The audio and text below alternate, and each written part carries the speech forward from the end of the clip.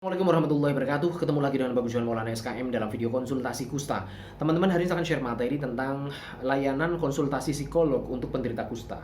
Beberapa saat yang lalu saya pernah bikin video berjudul stres pada penderita kusta. Nah, Anda bisa ketik di YouTube Bagus Johan Maulana stres pada penderita kusta. Di situ saya menceritakan potensi penderita kusta itu bisa mengalami stres dari apa saja, dari mulai didiagnosa sebagai kusta, belum proses perjalanannya ada reaksi dan sebagainya, macam-macam ya, sampai dengan stigma dan sebagainya. Di antara kalian juga saya lihat dari obrolan kalian, dari konsultasi kalian, dari tanya jawab di kolom komentar YouTube dan sebagainya, atau yang konsultasi privat ke saya, kalian tuh menyiratkan sebuah tekanan pikiran atau perasaan, alias dalam sisi psikologimu memang kamu sedang mengalami tekanan stres ya. Apapun itu, macam-macam ya, karena ini, karena itu dan sebagainya, sampai dengan karena stigma, karena tidak bisa bekerja dan sebagainya. Oke, itu memang potensi stres. Oke. Nah, potensial stres seperti ini kan harus ditangani. Karena kalau tidak ditangani ya tentunya itu sebuah stresor pikiran yang akan bisa mengganggu sisi kehidupan kamu. Ini ngiras-ngirus tanggal 10 bulan 10 Oktober ini kan Hari Kesehatan Jiwa Sedunia, HKJS ya.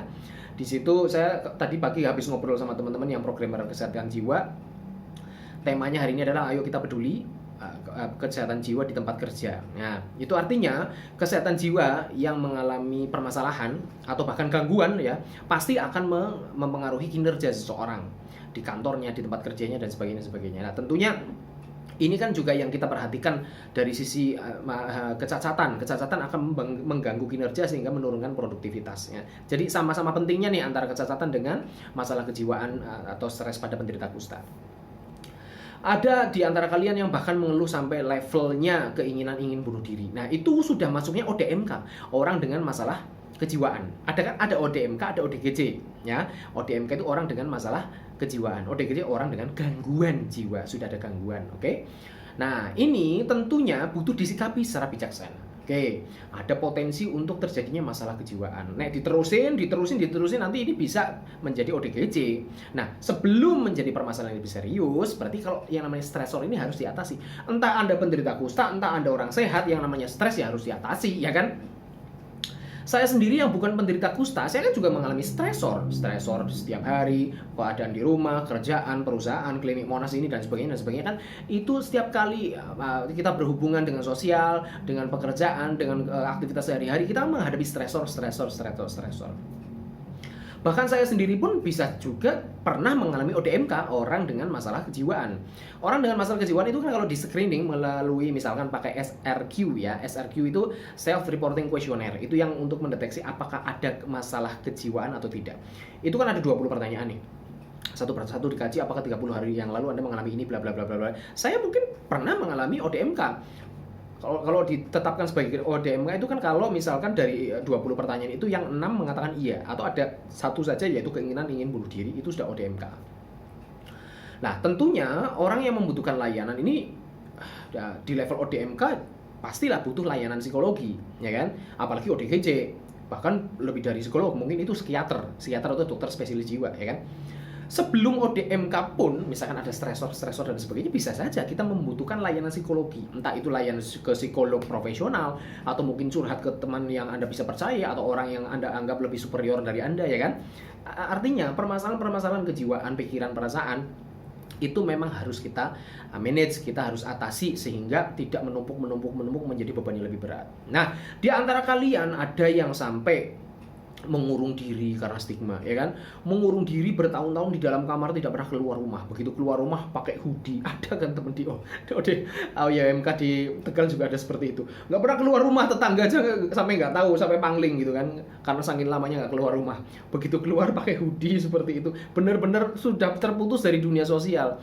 Nah, ini seperti ini, stigma seperti ini kan sangat berpotensi untuk menimbulkan masalah kejiwaan, stres kayak gitu.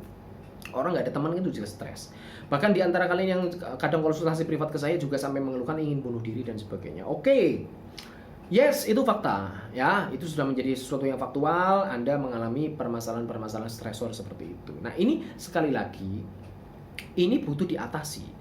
Lah, cara ngatasinya gimana nih? Ini mau konsultasinya ke siapa? Nah, yang namanya tenaga kesehatan itu tidak semuanya terdidik untuk melakukan konseling masalah kejiwaan. untuk misalkan bisa mendalami, bisa mengurai masalah psikologi yang begitu ruwet. Yang mana sampai pikiran itu kan ruwet, sesuatu yang tidak kelihatan tetapi begitu ruwet. Nah, ada profesi tertentu yang memang dididik untuk itu, namanya psikolog gitu loh. Psikolog itu mampu menghadapi kerutan seruat apapun permasalahanmu, nanti diurai, istilahnya yang benang kusutnya itu bisa diurai, dianalisa, sehingga akan memunculkan potensi solusinya. Bahkan solusinya bisa jadi dari Anda sendiri, dari kliennya sendiri.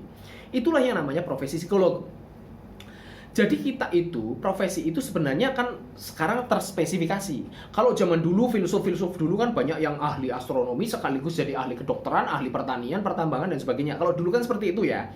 Tapi perkembangan dunia ekonomi, ya, sehingga di era modernisme sampai sekarang ini, karena kebutuhan kerja, kebutuhan mencari uang, mencari sisi pendapatan, sisi ekonomi, itu mengarahkan adanya spesifikasi atau spesialisasi dari profesi. Kalau dulu satu orang bisa memahami banyak bidang, sekarang pendidikan justru semakin tinggi, akan semakin Anda belajarnya bidang itu saja, semakin sempit tetapi dalam, kan seperti itu. Nah, itulah makanya sekarang profesi juga terspesialisasi seperti itu. Nah, untuk urusan pikiran seperti ini, ada ahlinya, ada expertnya, yaitu seorang psikolog. Jadi, kalau Anda memiliki permasalahan-permasalahan, misalkan tadi mengalami stigma, Anda merasa sedih yang berkepanjangan, Anda merasa cemas, merasa takut, adanya ancaman reaksi, ancaman kecacatan dan sebagainya, terus Anda pengen mengembalikan semangat jiwamu, ya kan? Anda pengen semangat lagi, pengen bisa semangat bekerja lagi, pengen menatap masa depan lebih cerah lagi dan sebagainya. Anda membutuhkan konsultasi psikolog kepada siapa? Ya, seorang psikolog gitu loh. Karena konsultasinya bidang psikologi, lah itu expertnya adalah seorang psikolog. Belum tentu kalau Anda curhat ke saya, Anda akan menemukan jawabannya. Belum tentu kalau Anda curhat kepada senior Anda, yang mungkin Anda anggap lebih expert, lebih guru, lebih senior, lebih memiliki otoritas dan sebagainya, belum tentu menemui solusinya. Jadi saya sarankan teman-teman, konsultasilah ke psikolog. Jangan khawatir akan dianggap abnormal, enggak. Konsultasi psikologi itu sesuatu yang wajar. Anak saya saja itu berarti sudah 5 kali kayaknya sih.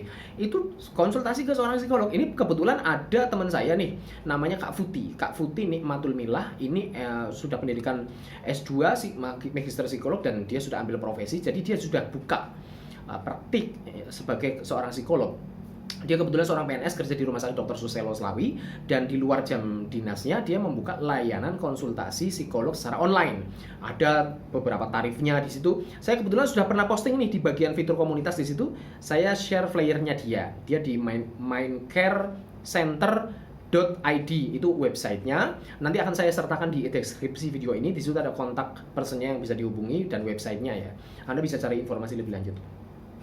Itu konsultasi online, melalui chatting bisa, tarifnya berapa, kalau misalkan mau telepon tarifnya berapa, melalui video call tarifnya berapa, kalau ketemu langsung tarifnya berapa.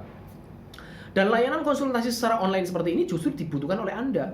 Anda misalkan dari Sumatera sampai Merauke tapi konsultasinya sama psikolog di Tegal pun bisa. Sekarang ada HP, layanan konsultasi dengan mudahnya bisa didapatkan. Saya kira Anda lebih lebih berharga, lebih rela untuk keluar uang segitu daripada Anda memendang masalahnya tidak selesai juga, dan bertahun-tahun semakin menumpuk dan Anda tidak berubah, tidak move on, ya kan? Kita kan semuanya pengen OYPMK itu semuanya menjalani hidup juga dengan optimisme tinggi, ya. Meskipun ada resiko-resiko kecacatan, resiko reaksi dan sebagainya, kalau kita feel good juga akan meningkatkan antibody, ya. Kalau antibody kita tinggi, kita juga sehat selalu, bisa terhindar dari reaksi, kan gitu kan. Nah, saya kira kalau teman-teman membutuhkan tinggal calling aja. Ini jujur saya mempromosikan teman saya seperti ini bukan berarti dia yang nyuruh atau apa. Bukan, ini karena inisiatif saya. Karena saya memiliki teman seperti ini, dan kebetulan anak saya itu malah 5 kali curhat sama Kak Futi ini. Jadi nggak usah takut nanti, kamu ada permasalahan jiwa ya? Kamu emang gimana sih? Kayak udah nggak kuat lagi dan sebagainya. Nggak usah kayak gitu. Konsultasi psikolog itu saya artikan curhat kepada praktisi profesional. Gitu loh. Demikian pula kayak anak saya ini. Anak saya kan SMA kelas 2. Dia itu sudah 5 kali konsul sama Kak Futi, dan saya artikan itu biasa saja. temen curhat, karena anak saya kalau lagi ada masalah, mungkin masalah dengan sosial, pergaulan dia di sekolah, ada tugas dan sebagainya, dan masalah krisis identitas lah, anak-anak usia remaja seperti itu, dia tuh nggak mau curhat sama orang tuanya, nggak mau curhat sama papa mamanya, dia malah lebih milih curhat sama psikolog. Nah kebetulan saya kenalkan sama dia dan cocoknya itu Kak Futi ini skill mendengarnya tinggi, jadi nggak memaksakan solusinya dari dia, tetapi mampu memunculkan solusi dari kliennya. Itu yang disukai oleh anak saya terhadap Kak Futi ini. Ini sebagai contoh aja ya. Kalian bisa menghubungi psikolog-psikolog yang lain di daerah Anda dan sebagainya. Saya kira profesi psikolog juga sudah banyak. Kalau misalkan mau, saya lebih mantap untuk tatap muka langsung, oh bagus, silahkan. Tapi barangkali Anda misalkan mau keluar rumah saja enggan, sungkan, seperti orang beberapa OYMK yang terus mengurung diri dalam kamar seperti itu, tidak mau keluar dan sebagainya. Ini mungkin sebuah solusi untuk Anda, konsultasi psikolog secara online ya. Saya yakin ini akan membuahkan hasil. Anda mungkin lebih optimis lagi menghadapi hidup dan sebagainya ya. Jadi sudah ada spesialisasinya, ada ahlinya gitu loh. Bisa jadi Anda kalau misalkan mau curhat ke saya malah salah jalur gitu loh. Saya mungkin malah akan menambah runyam pikiranmu misalkan, karena saya adalah tahu dari dunia klinisi, dunia epidemiologi ya kan. Expertnya orang masing-masing kan beda. Misalkan Anda mau konsultasi tentang kesehatan lingkungan, ya berarti expertnya adalah tenaga kesehatan yang basicnya adalah kesehatan lingkungan. Anda mau konsul tentang nutrisi ya berarti ke nutrisionis. Anda mau konsultasi obat berarti ke farmasis, ya kan, apoteker. Anda mau konsultasi tentang klinis tentang penyakit berarti ke dokter. Anda tahu konsultasi tentang keperawatan ya berarti Anda bisa ke perawat. Kesehatan ibu dan anak berarti Anda ke bidan. Nah, kalau urusan psikologi, ahlinya adalah psikolog gitu loh, ya. Jadi teman-teman, kalau misalkan mau membutuhkan pelayanan psikolog, kontak aja nomor di bawah ini. Saya jujur ini saya malah meminta izin Kak Futi untuk mengiklankan dia, karena saya yakin sekali pelayanan ini seperti ini dibutuhkan oleh para OYPMK, dan saya mempromosikan dia ya, istilahnya memarketingkan dia secara cuma-cuma ini adalah karena pelanggan yang puas, karena anak saya puas sama dia, sehingga saya pengen mempromosikan Kak Futi ini kepada teman-teman semuanya ya. Jadi bukan permintaan Kak Futi sendiri, jadi referensi yang terbaik kan adalah dari pelanggan yang puas. Jadi karena saya puas, jadi saya share. Jadi kalau Anda terpuaskan, Anda akan share kepada orang lain karena manfaatnya yang besar gitu ya guys. Semoga bisa membantu, dan ini juga mengingatkan kepada teman-teman, nanti hari Sabtu tanggal 12, berarti 2 hari lagi dari sekarang, kita mau live streaming yang keempat jam 8 malam waktu Indonesia Barat. Siapkan pertanyaanmu. Terima kasih. Assalamualaikum warahmatullahi wabarakatuh.